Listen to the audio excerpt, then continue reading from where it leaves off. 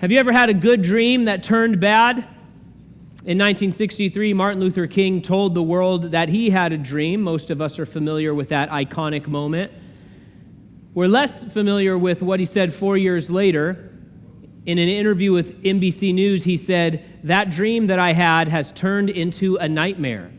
He went on to speak about the hatred and violence permeating American society. The American people were, in his assessment, insensitive and dull of conscience, he said. While he held out hope for the future, he said, "I've come to see that we have many more difficult days ahead." Of course, those difficulties would include the loss of his own life. Now, Genesis 37 centers around two dreams and some difficult days. The dreams turn into a nightmare period, not only for Joseph, the main character of our story, but really for the whole family of faith.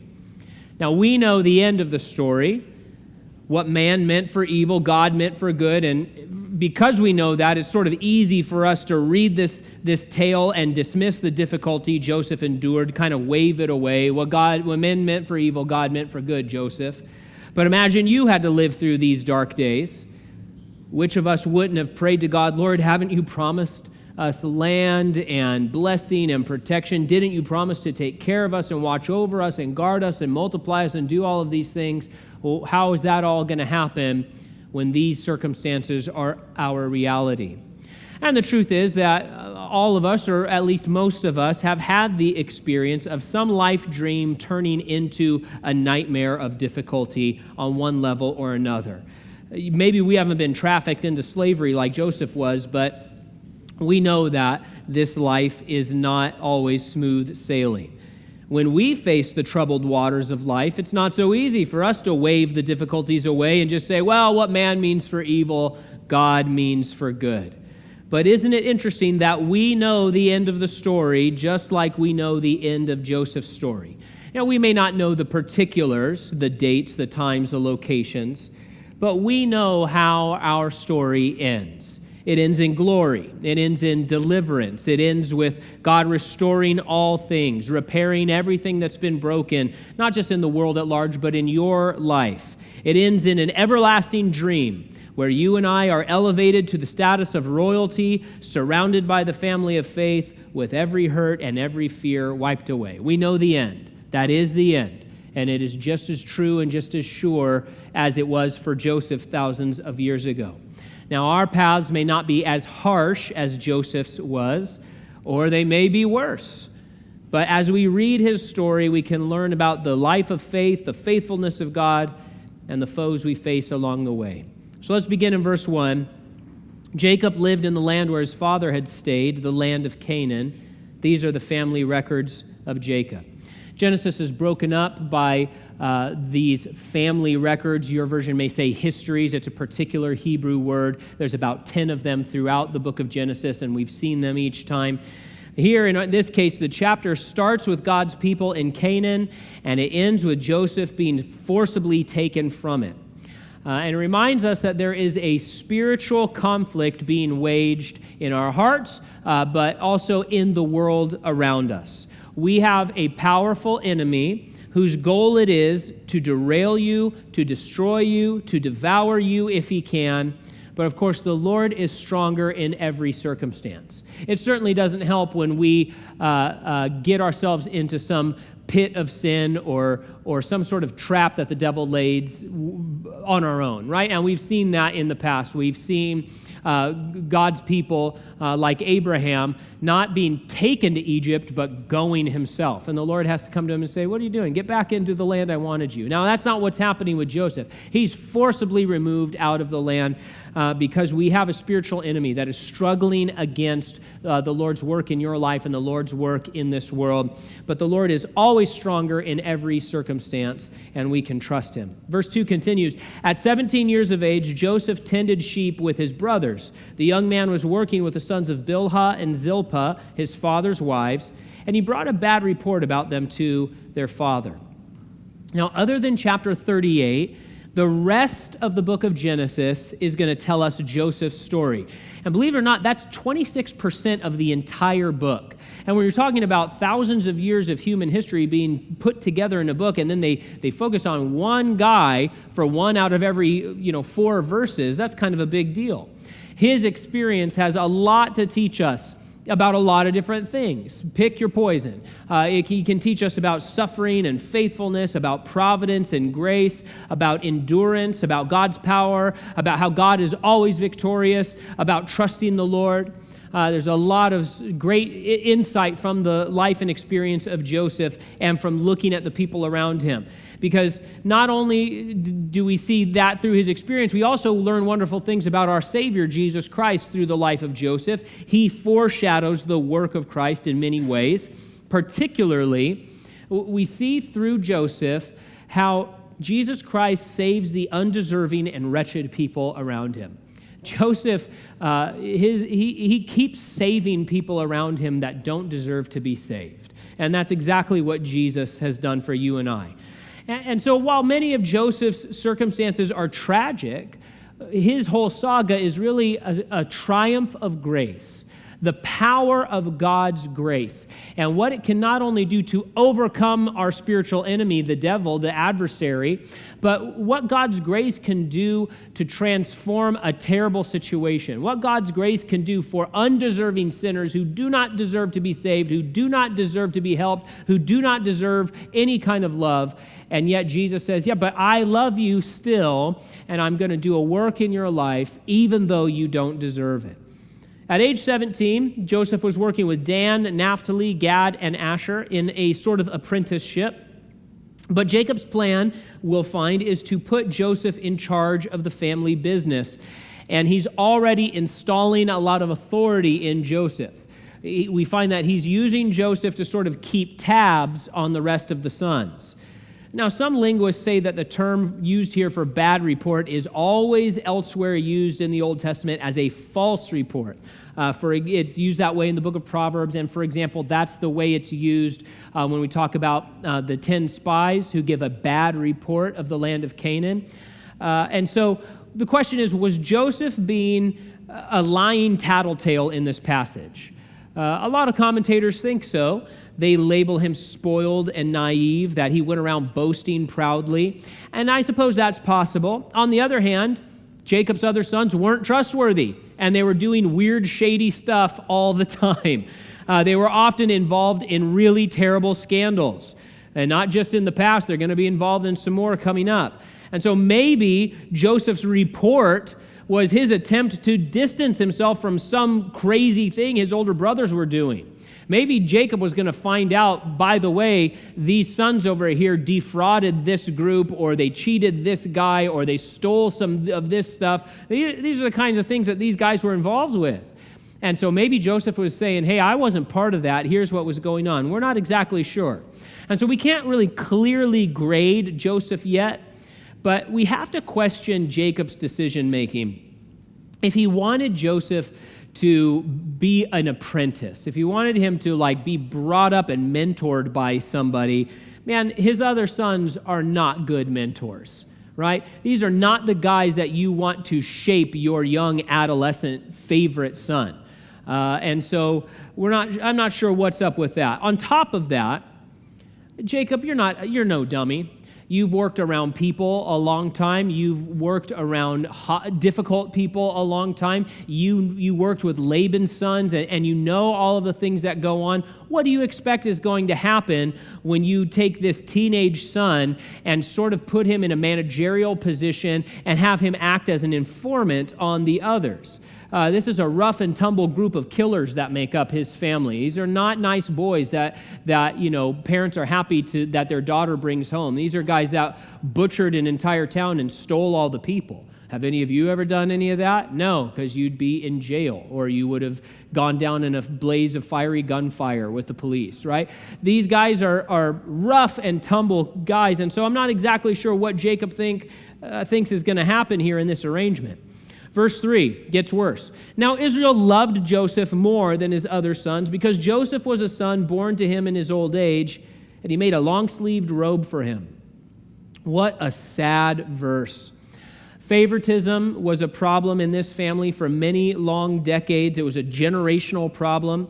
But here we see Jacob is openly flaunting his preference for one kid in front of the entire world. It's as if Joseph was the one only true son, and we'll see he has this kind of preference later for Benjamin, but it's as if Joseph is his only son, and all the rest of the guys are just employees or slaves. As a result, there's an incredible amount of family tension day in and day out, and it's largely because the father's not doing his job. The father is not loving his family properly. The father is not operating the way that a father should. Now, God was working in Jacob's life. We've been following his story for many weeks, and the Lord wasn't done with him. But this is a holdover from the old Jacob and not the new Israel, right? This is a holdover that Jacob really hasn't allowed the Lord to deal with in his heart.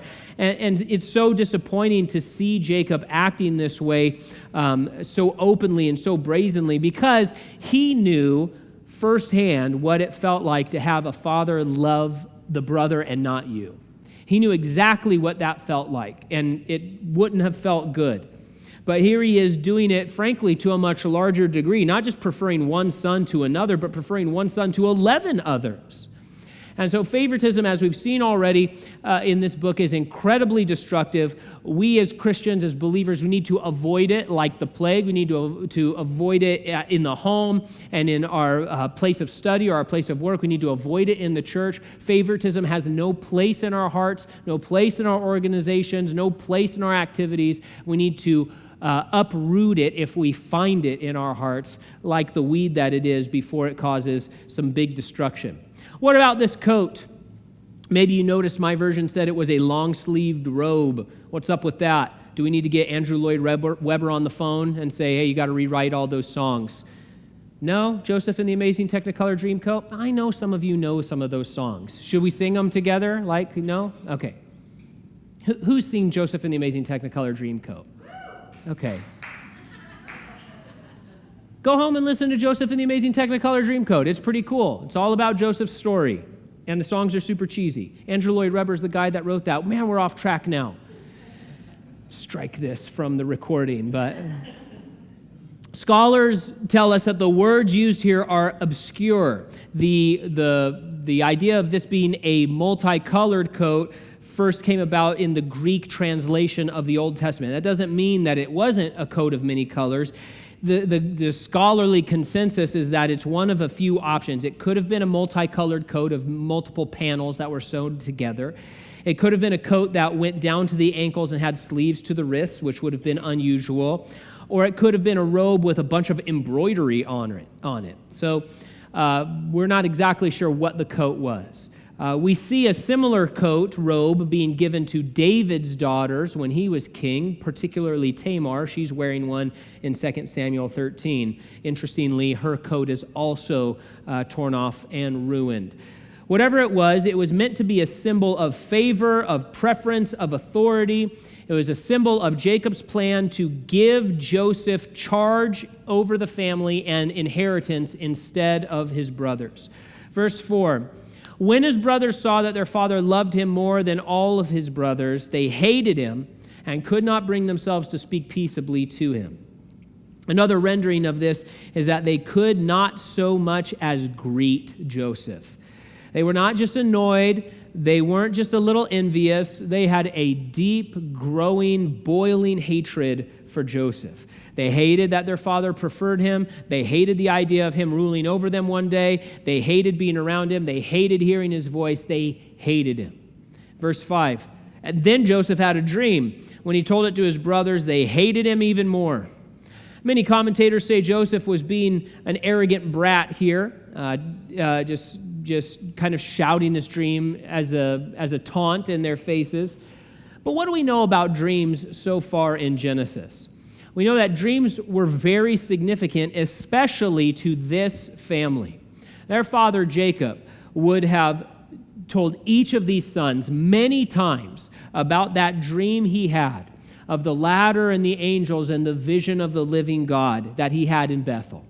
Visions like this one were one of the ways that God spoke to this family, and it was important.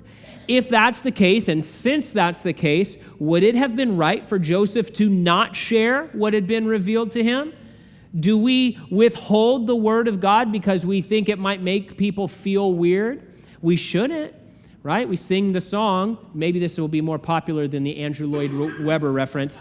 We sing the song, "This little light of mine, I'm going to let it shine. Hide it under a bushel. No, I'm going to let it shine," right? And so if the Lord is sharing something with us, speaking to us, revealing something to us, is it right to withhold that just because it's going to make our unspiritual family pout about it? No, not at all. So I'm not sure Joseph is in the wrong here. Verse 6, he said to them, "Listen to this dream I had. There we were binding sheaves of grain in the field. Suddenly my sheaf stood up, and your sheaves gathered around it and bowed down to my sheaf. Are you really going to reign over us?" his brothers asked him. "Are you really going to rule us?" So they hated him even more because of his dream and what he had said. The brothers understood that Joseph's dream was meant to be discerned prophetically, right? It wasn't just he had spicy chili the night before. There was something prophetic about this dream, or at least Joseph is presenting it in a way that it was prophetic. Now, they rejected the dream, but it was clear that that was the message. In the future, Joseph would be a ruler over his brothers. Now, God speaks prophetically a whole lot.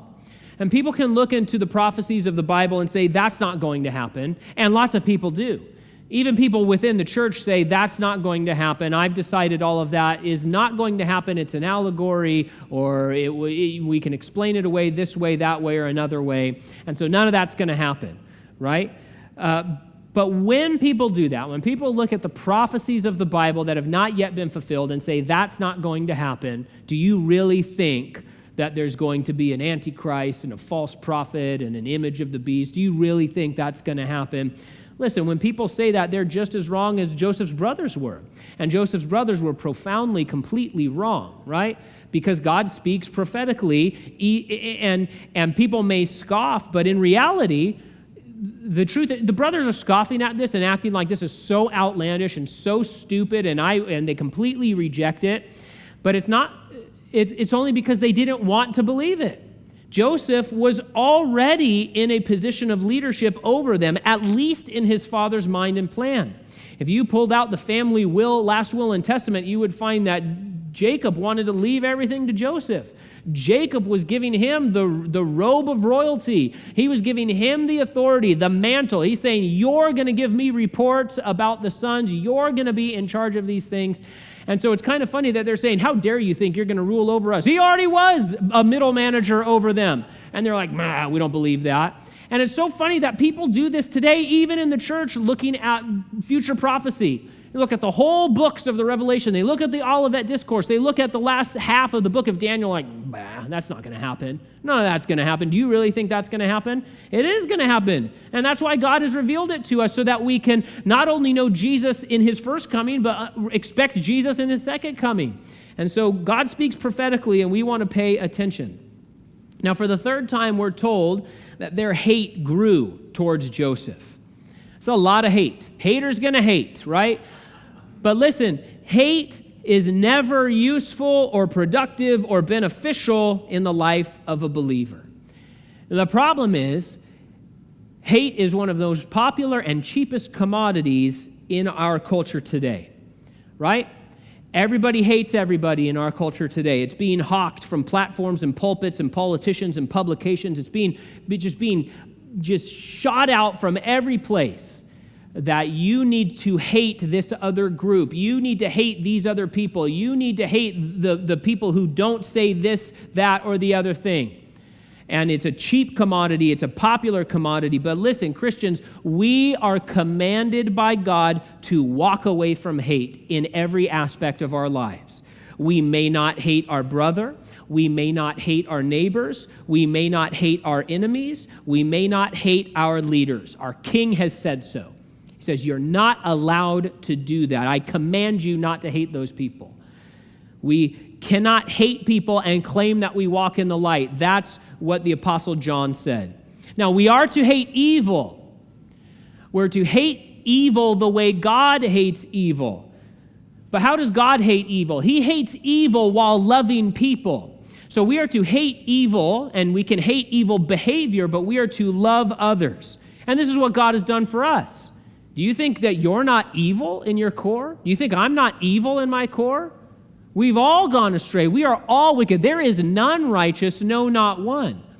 And so we are all evil, and thank God that he loves us, the people. He hates our sin, and he went to the cross so that he could cleanse us of our sin and separate us from that sin and separate us from the consequences of that sin. But the Lord loves us from eternity past. He says, I love you with an unreserved love. And I hate your sin, and I want to do something about your sin, and I have to judge your sin. But I love you. And now that I've saved you and transformed your life, I want you to go out and interact with the world the way that I interact with you, loving others, not hating them. Ephesians 4:31 puts it this way: get rid of all bitterness, rage, and anger, brawling and slander, along with every form of malice. Be kind and compassionate to one another, forgiving each other, just as in Christ God forgave you. And so don't buy in to the hate that infects our culture. Verse 9. And then he had another dream and told it to his brothers. Look, he said, I had another dream. And this time the sun, moon, and 11 stars were bowing down to me. And he told his father and brothers, and his father rebuked him. What kind of dream is this that you've had? He said, am I and your mother and your brothers really going to come and bow down to the ground before you? His brothers were jealous of him, but his father kept the matter in mind. Jacob wanted Joseph to be in charge of his brothers. He had no problem with the first dream, with the brothers bowing down. And he wanted Joseph to be in charge of the brothers, even though that was outside the natural, normal order of things in their culture and in the world at the time. And we see that he realized God seemed to have some sort of special plan for this younger brother, just like he had between Jacob and Esau. So he recognizes all of that. But then when he hears of the idea that he, Jacob, also bowing down and being humbled, he was unwilling to accept that. He rebuked his son, even though it seems that they as a family understood that when someone had a dream like this twice, it was a clear message from the Lord.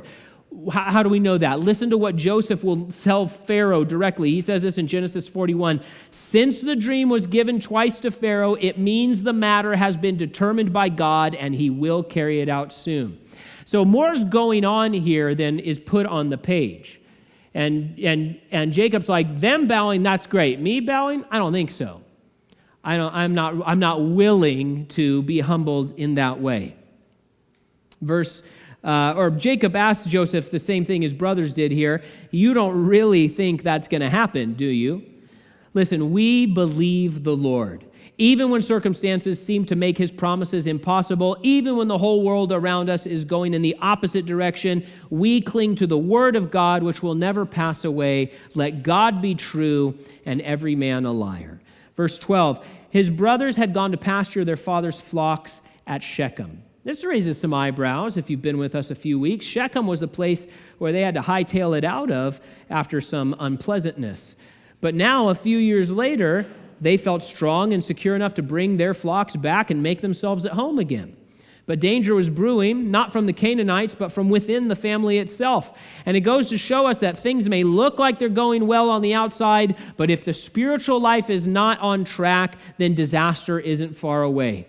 Our enemy, we're told in the book of Genesis, is waiting, is crouching and ready to pounce and devour if we allow him to. So this family, everything seemed like it was going well. They had wealth and they felt secure and they were moving and shaking. They had their run of the place, but they were about to crumble into sin in a profound way. Verse 13, Israel said to Joseph, your brothers, you know, are pasturing the flocks at Shechem. Get ready, I'm sending you to them.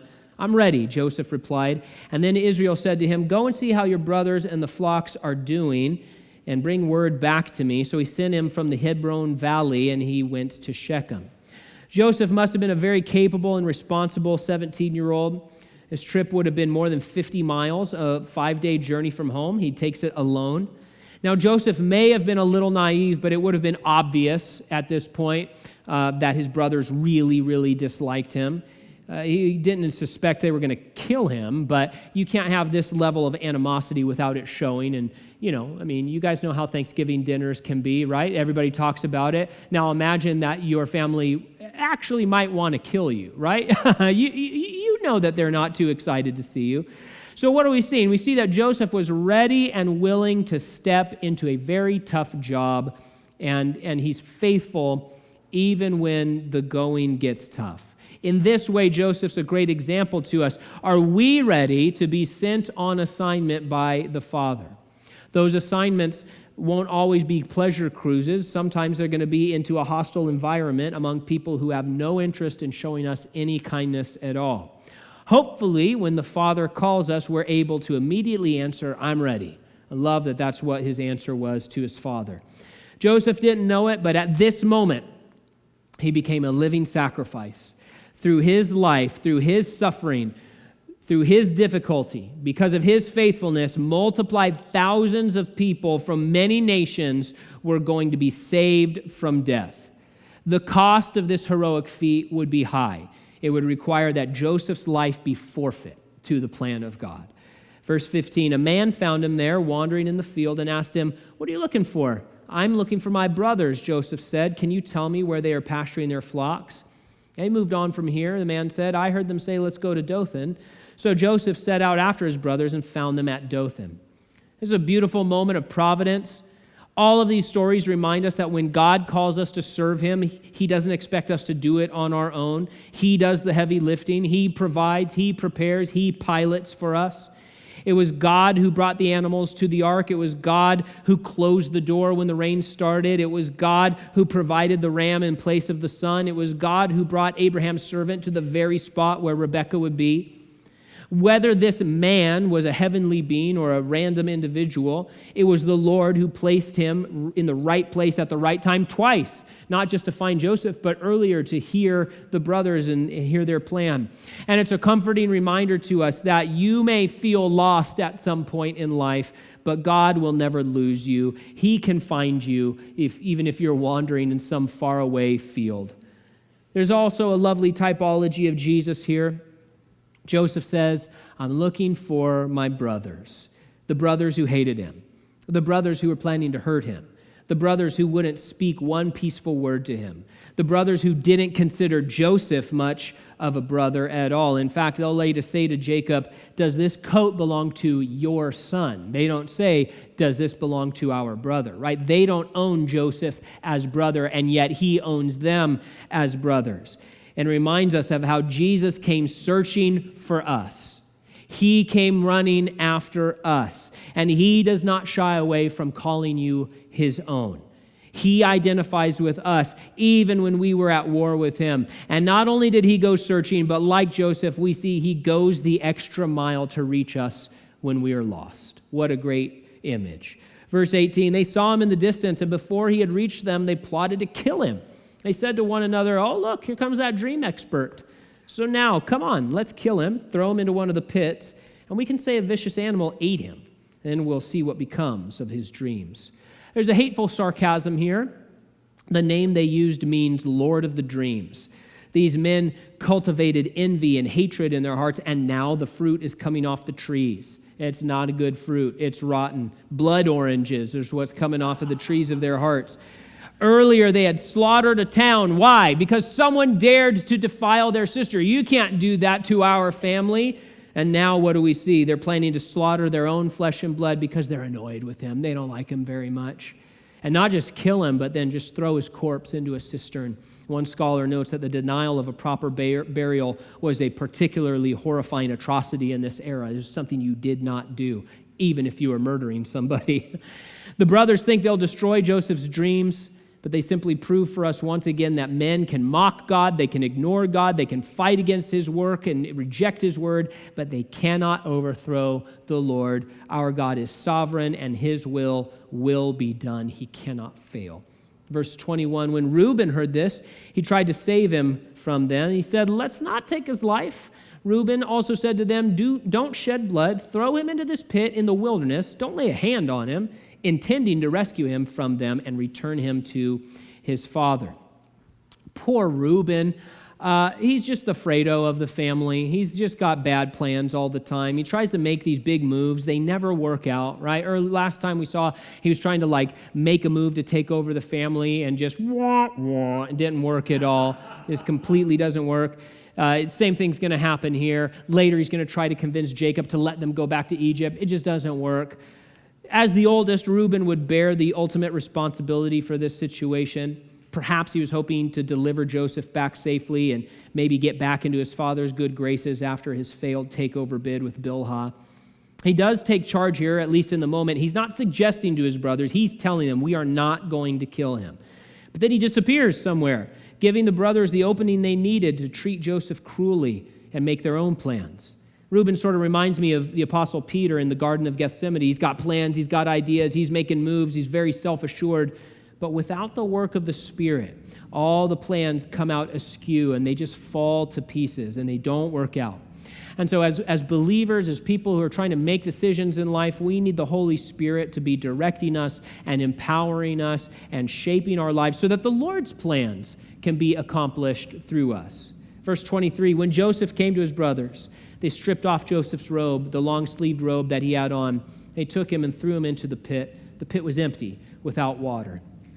Eugene Roop writes, cisterns existed to catch rain so that there would be water for flocks during the dry season. Pasturing flocks where the cisterns are dry seems unusual, but the sterility of the cistern reflects the family situation. There is no life in either place. You know, wells are important, especially in this family. And we've seen a lot of digging of wells, filling of wells, finding of wells, all of these different things. And so it's a big deal that we're seeing here a picture of what? A well that's completely dry, completely empty.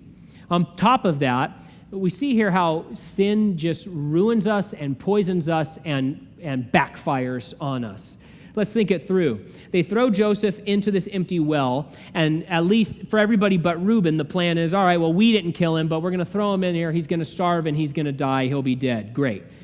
And then as they graze up and through the land, eventually they will come back to this spot, and theoretically, by then some water hopefully will have collected in the cistern, and then they'll water their flocks. But the problem is the water will now be toxic for their animals because it's poisoned by the body of their brother that they've thrown into this well.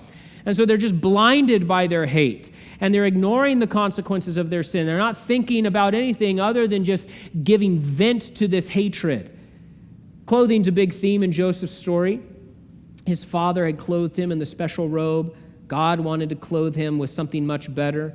That first robe was torn off the way Jesus' purple robe was removed before his sacrifice. Then they are wrapped in humble clothes, one as a slave, the other for his burial, until finally they're brought out and clothed in majesty. Verse 25, they sat down to eat a meal, and when they looked up, there was a caravan of Ishmaelites coming from Gilead. Their camels were carrying aromatic gum, balsam, and resin going down to Egypt. It's a chilling scene. In chapter 42, we'll be told that as they sat eating, probably the fine food sent from Jacob by Joseph's hand, that Joseph was crying out in anguish, begging and pleading them for help. And there they are just eating their meal. This is sociopath stuff. This is scary behavior, topped only by their willingness to sell their own brother into slavery. Interesting side note, Ishmaelites referenced here. Uncle Ishmael was actually still alive at this point. He hadn't died yet, if you do all the math. And so this caravan was full of a bunch of Hebrew cousins, right? These were technically related to these people. Verse 26, Judah said to his brothers, what do we gain if we kill our brother and cover up his blood? Come on, let's sell him to the Ishmaelites, not lay a hand on him. For he's our brother, our own flesh. And his brothers agreed. When Midianite traders passed by, the brothers pulled Joseph out of the pit and sold him for 20 pieces of silver to the Ishmaelites who took Joseph to Egypt. Jesus is the Lion of the tribe of Judah. Here we have the weasel of the tribe of Judah doing gross stuff. He reveals himself here and in the next passage as to be utterly depraved, and he convinces his brothers to sell Joseph for an amount of silver that was equal to a stick of butter, 8 ounces. Let's just trade him, get ourselves some silver. Verse 29, when Reuben returned to the pit and saw Joseph was not there, he tore his clothes, went back to his brothers and said, the boy's gone, what am I going to do? You know, Reuben on one level didn't want to do anything wrong, but he still went along He still participated. Maybe while he was helping tear Joseph's robe off, he did it half-heartedly, but guess what? You're wholly guilty of this evil, wicked thing that has happened. Now the 10 brothers work out a conspiracy to trick their father. Verse 31. So they took Joseph's robe, slaughtered a male goat, dipped the robe in its blood. They sent the long-sleeved robe to their father and said, we found this. Examine it. Is it your son's robe or not? His father recognized it. It is my son's robe, he said. A vicious animal has devoured him. Joseph has been torn to pieces. Once again, Genesis drives home the spiritual truth that we reap what we sow. Jacob had deceived his father by killing a goat, and now the same thing is happening to him. Interestingly, he immediately was convinced by their lie. He doesn't ask any questions. He doesn't investigate. He simply takes their word for it, even though he knows that they're not trustworthy and that they were absolutely capable of the most vicious kind of violence. Before Jacob was walking with the Lord, he was a very crafty man, cunning man. Now he is walking with the Lord, albeit imperfectly. But as the Lord works in his heart, what do we see? He's not a crafty schemer anymore, and that's a good thing. He's a meeker man, a more humble man, a man more willing to trust. And that is a very good thing overall, but in this situation, he's deceived. He's reaping what he's sowing, but he's also just deceived by these wicked brothers. We're told the brothers sent the robe. They didn't bring it themselves. Kenneth Matthews writes, the text shows them to be cowards as well as liars. Verse 34, and Jacob tore his clothes, put sackcloth around his waist, and mourned his son for many days. All his sons and daughters tried to comfort him, but he refused to be comforted. No, he said, I will go down to Sheol to my son mourning. And his father wept for him. So Jacob announces that he will never stop mourning. This was a terrible tragedy, yes, but refusing comfort in life, even in life's tragedies, is not a good thing. Because of what Christ has done for us, because of the power of the resurrection, no sorrow is so great that it should swallow up all of our hope. Now, the Lord doesn't expect us not to mourn the tragedies of life. We can and we should. Jesus even wept, even when he knew he was about to raise his friend from the dead, and yet he sorrowed and he wept. It was a tragedy. So it's not that we just act like things aren't hard or things aren't painful or anything like that.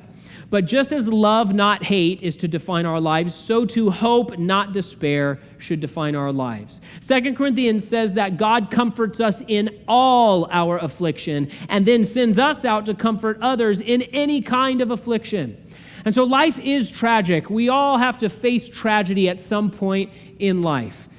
When that happens, be comforted by the hope that God has given, and allow others to bring godly comfort to you. Verse 36, meanwhile, the Midianites sold Joseph in Egypt to Potiphar, an officer of Pharaoh and the captain of the guards. So it seemed hopeless for our man Joseph. We know the opposite was true. The opposite of hopeless was true. We know exactly what's going to happen. It's one of the great stories of the Bible that we get excited about, and one of the stories we want to tell our children about. It's the opposite of hopeless. It's a triumph of God's power and grace and his majesty and all these different things. There's a marvelous feat of grace that was just beginning. God is always in charge. He cannot be stopped. We can trust him, not just for Joseph's story, but for ours as well. Do you feel like you're stuck in a bad dream of some sort? Go to the end of the story. Take to heart the hope and the promise that the Lord gives. Don't make the mistake of giving in to hate or hopelessness or resignation.